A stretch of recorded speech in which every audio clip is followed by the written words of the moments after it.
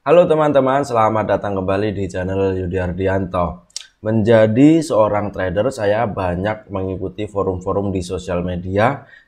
Tujuannya adalah untuk mengikuti perkembangan sedang terjadi apa sih hari ini dengan trader-trader di Indonesia gitu ya. Dan ada beberapa kali, dan ini berulang kali saya melihat postingan-postingan dari member-member forum yang saya ikuti itu yang cukup menggelitik ya teman-teman, yaitu mengenai perbedaan harga ya. Ada lonjakan harga sedikit, melihat broker yang dia pakai berbeda dengan yang lainnya. Ini ada yang dia mengomentari dengan kata yang wajar-wajar aja, tapi juga ada yang sampai berkata-kata kasar dan menyebut broker tertentu ini penipu karena harganya beda. Nah, hari ini saya akan menjawab berdasarkan apa yang saya ketahui, kenapa sih harga broker itu bisa berbeda dari harganya. Nggak cuma harga ya, candlesticknya juga ya, setiap time frame itu bisa beda-beda berdasarkan apa yang saya ketahui. Mungkin ini video singkat aja, langsung aja kita mulai.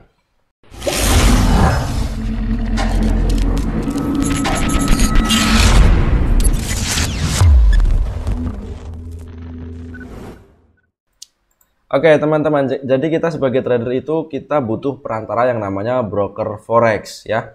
Dan transaksi kita itu dikemanain kita harus tahu ya teman-teman. Oke, jadi kita trading menggunakan sebuah platform, misalnya yang populer adalah MetaTrader ya teman-teman.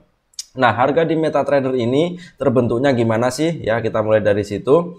Jadi transaksi kita itu sama broker forex ya, broker yang tidak bandar itu tidak menampung transaksi kita dan membentuk harganya sendiri, melainkan dia butuh broker yang lebih besar lagi, yaitu broker forex yang kita pakai, yaitu biasa disebut dengan liquidity provider ya. Jadi di sini saya sudah siapin ilustrasi ya teman-teman. Misal ini broker yang kita pakai ya.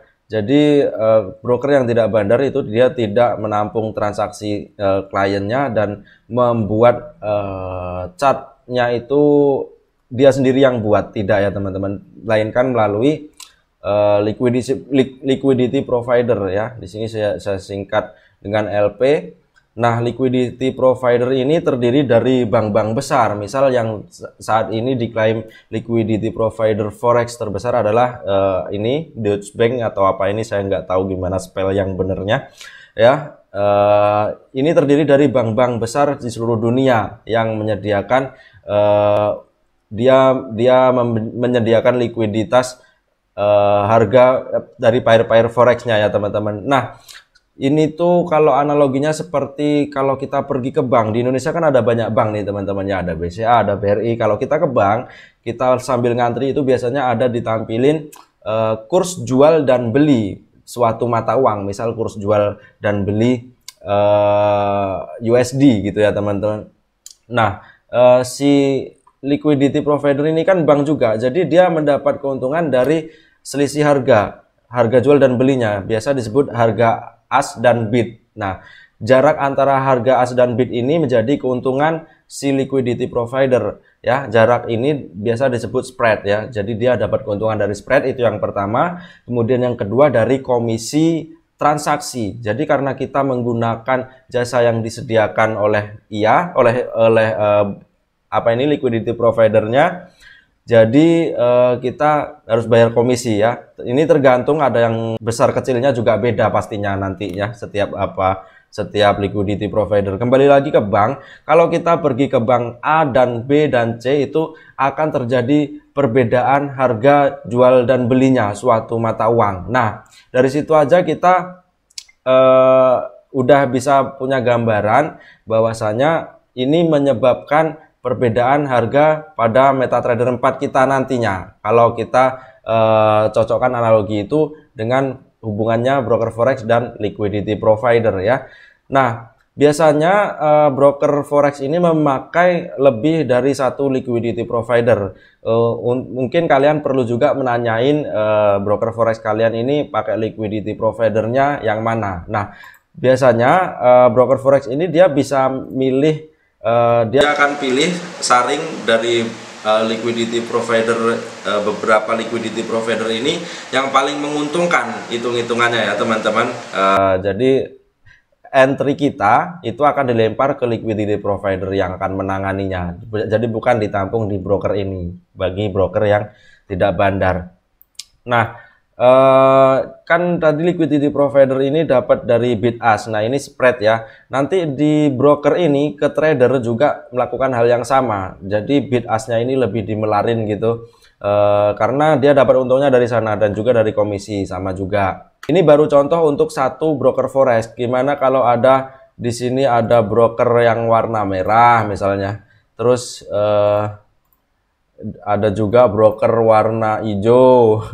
Ada lagi broker warna ungu ya misalnya. Nah, dari masing-masing broker ini kan liquidity providernya akan beda-beda ya.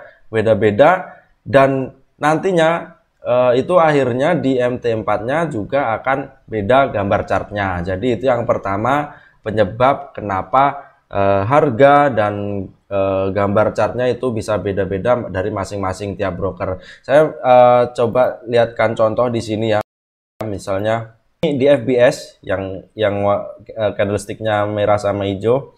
Terus yang ini merah pink sama apa ini biru apa ini.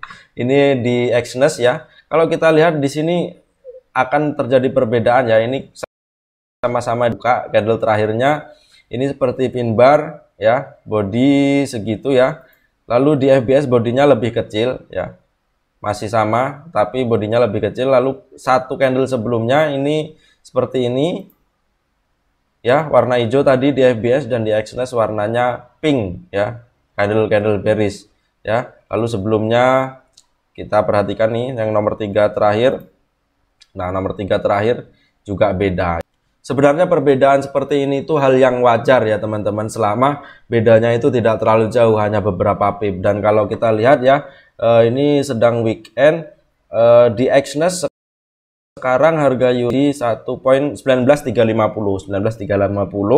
dan di FBS 19327. Berarti nggak nyampe 3 pip selisihnya. Itu masih hal yang wajar. Makanya seharusnya kalau kita udah lama trading itu menyikapi hal perbedaan harga ini adalah hal yang wajar gitu ya teman-teman. Semoga setelah nanti saya selesaikan materi ini Anda jadi mengerti. Jadi itu tadi yang pertama, penyebab perbedaan harga dari masing-masing broker forex, yaitu karena liquidity provider yang dipakai broker kita itu berbeda-beda. Kalian boleh tanya broker kalian pakai liquidity provider yang mana. Kemudian penyebab yang keduanya adalah waktu server. Waktu server ini beda-beda.